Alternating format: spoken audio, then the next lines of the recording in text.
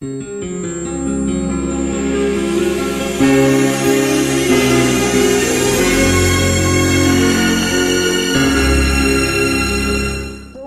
nom d'Avignon Tourisme, organisateur de la manifestation, je vous souhaite la bienvenue. Je voulais revenir sur la place du cheval aujourd'hui dans la société. Le cheval qui est une source d'énergie, qui est également un facteur de développement durable, que ce soit dans l'agriculture, puisqu'on s'aperçoit aujourd'hui qu'il y a quand même beaucoup de filières, que ce soit des filières viticoles, maraîchères ou bio, qui reviennent vers une agriculture plus traditionnelle. Que ce soit également, je le disais, sur les transports, puisque je crois qu'il y a aujourd'hui 200 communes en France qui utilisent le cheval, que ce soit pour le ramassage scolaire, pour les espaces verts, pour la collecte des ordures, et que ce soit dans la police municipale ou également pour la surveillance des forêts. D'ailleurs, je souligne que vendredi 20 janvier, il y aura d'ailleurs le premier colloque cheval et territoire. Cette très belle manifestation est devenue la deuxième manifestation la plus importante du Grand Avignon après le Festival d'Avignon. C'est dire sa renommée.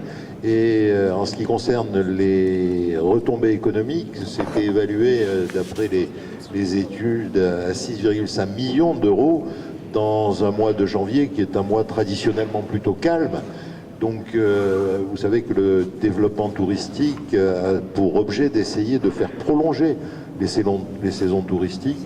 Donc dans ce cadre-là, je trouve que c'est déjà remarquable.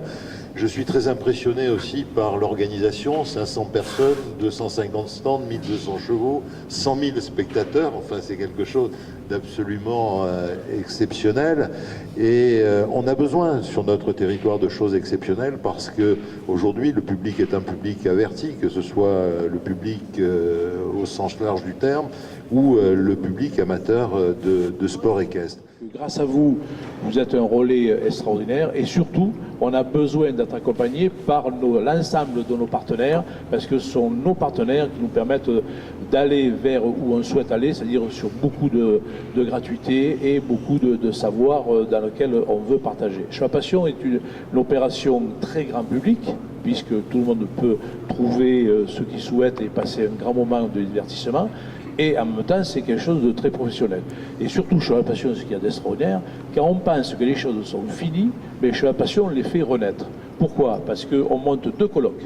Deux colloques autour de la traction animale, parce que le cheval dit lourd, aujourd'hui, était un peu abandonné dans les campagnes et aujourd'hui, ils sont en train de ressurgir sur deux éléments qui sont relativement forts. Aujourd'hui, on a des biologistes qui font la démonstration que le racinaire est aujourd'hui est repris, mais ça, notre ami Guichard va nous en parler tout à l'heure, puisque lui, il pratique le labour dans les vignes. Et en même temps, le cheval et la ville. Il y a 250 villes en France qui ont aujourd'hui des chevaux qui sont devenus des employés municipaux.